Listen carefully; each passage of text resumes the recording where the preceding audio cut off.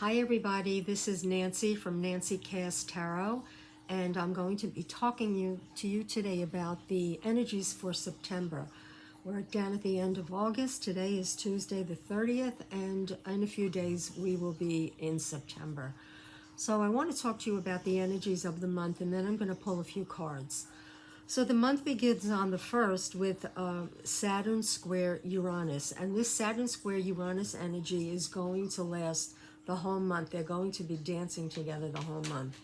Saturn is about stay, Uranus is about change. So there's friction, electric and shaky energy that these two planets come together and they're knocking heads. Saturn is control and form and hold, and Uranus is revolution, impulse, and spontaneity. So these are the two energies that are going to be butting heads all month. I have a feeling Uranus is going to win. Just saying. On the 1st, we have Mars is in Gemini, and it's trine. This is interesting.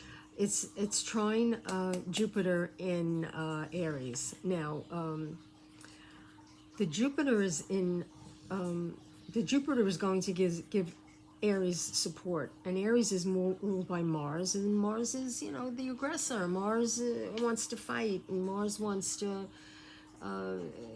Mars is conflict, but it's also action. It's also action. So, being that Mars is in Gemini, Gemini is our thoughts, and it's about how we speak to each other. So, I'm going to caution everybody to don't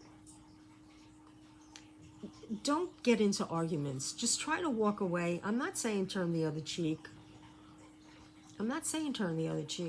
But try to steer away from arguments with this type of energy. It just is not going to get you anywhere.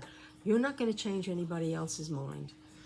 But at least Jupiter is there to bring a little bit of coherence and mindfulness to the matter. So that'll be helpful.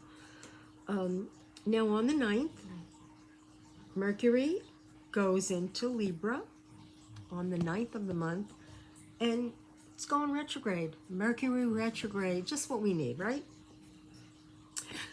So this is a time where we're going to have to take a pause, reconsider, especially in relationships, because it's going retrograde in Libra, and Libra has to do with our relationships, how we relate to our significant others, our children, people that we work with in the workforce. Reconsider. Practice patience and forgiveness during this time. I know it's not going to be hard. Try to have a little bit of just try to be a little bit tougher and not be so sensitive. Don't be so offended by everything. And just realize that you may not understand where the other person is coming from. They may not understand where you're coming from. And with this Mercury retrograde, it really doesn't pay to try to hash it out. Let it pass. Let it pass. The next day on the 10th, we have a full moon in Pisces. Pisces is a water sign, and this watery Pisces energy is going to give us an opportunity for some emotional release, and that's going to help out a lot. But Pisces is ruled by Neptune, and Neptune could also cloudy things up, fog things up, as I should say. You know, Neptune can bring... The beautiful side of Neptune is it's very dreamy and spiritual and poetry and music and everything. And the downside of Neptune is it could get obsessive, and it could get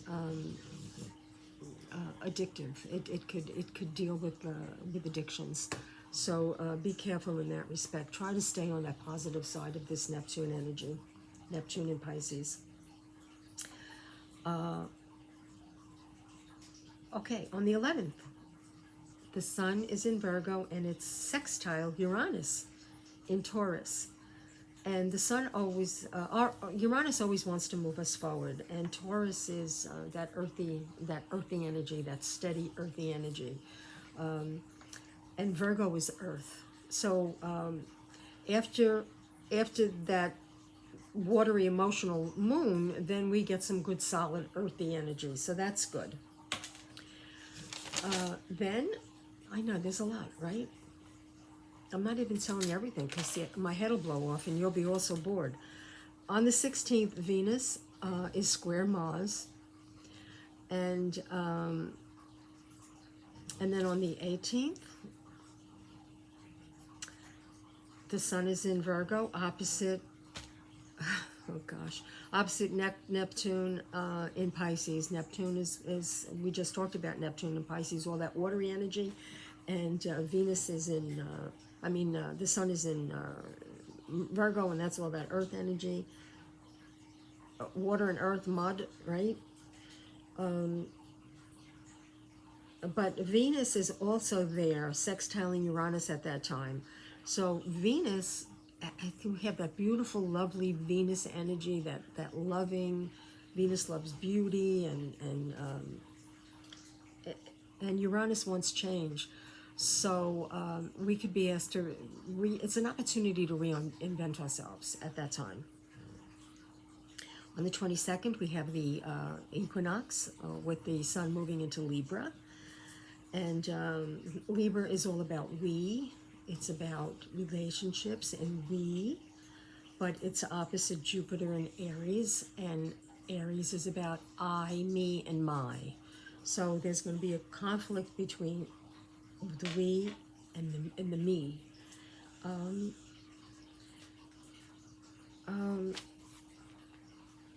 But with Jupiter in Aries, Jupiter is giving Aries a push, as if Aries needs a push, but Jupiter is kind of like expanding that Aries energy a little bit, because Aries wants to get things done.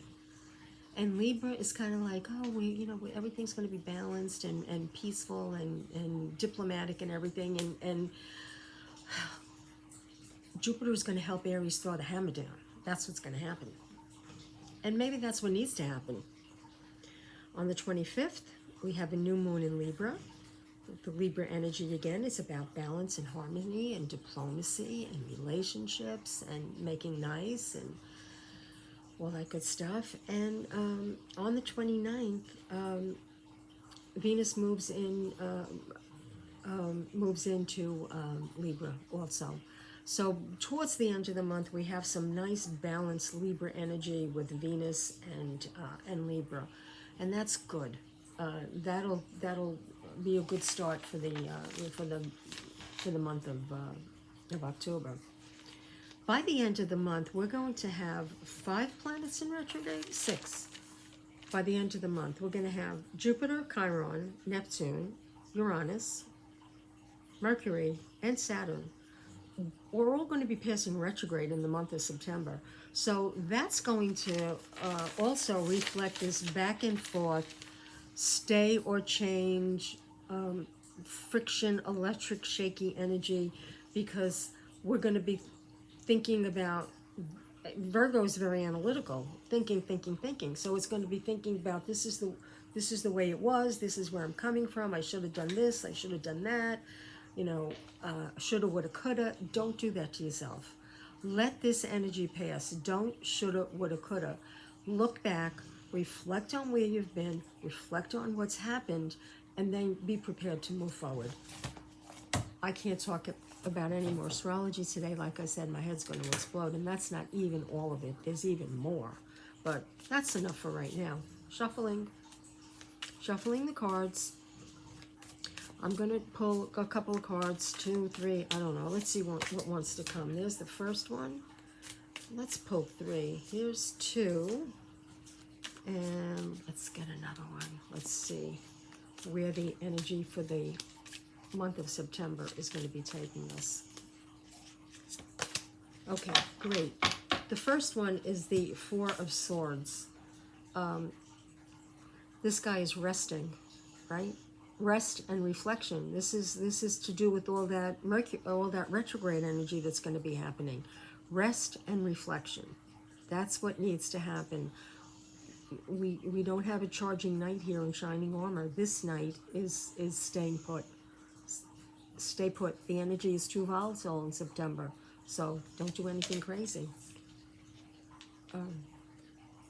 Four of Pentacles. This guy is holding on, and this is probably not a bad idea also for the month. He's holding on to the way things are. He's holding on to his money. He's holding on to his values. Maybe he's even trying to figure out. There's a lot of Venus energy, so there's going to be a lot of reflection about what's important to us.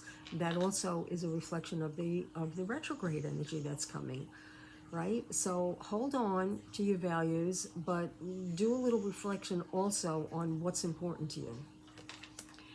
In the end, we have the Six of Wands. We have victory. So by the end of the month, and it's going to be a very shaky, volatile month, but by the end of the month, we're going to get our confidence back, and we could move forward knowing that we're on the right track, we're on the right path for ourselves, and we are ready to move forward.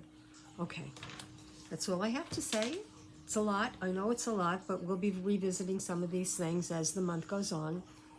Please like, subscribe, share, leave a comment. Please leave a comment. I'd like to know what you think. And we'll go from there. I'll be back. I'll be back certainly to talk about the full moon, new moon. I don't know what moon is coming on the 10th of the month, but I'll be back before then. And we'll piece it all together. We'll piece it together. Okay, take care, everybody. Thanks. Bye.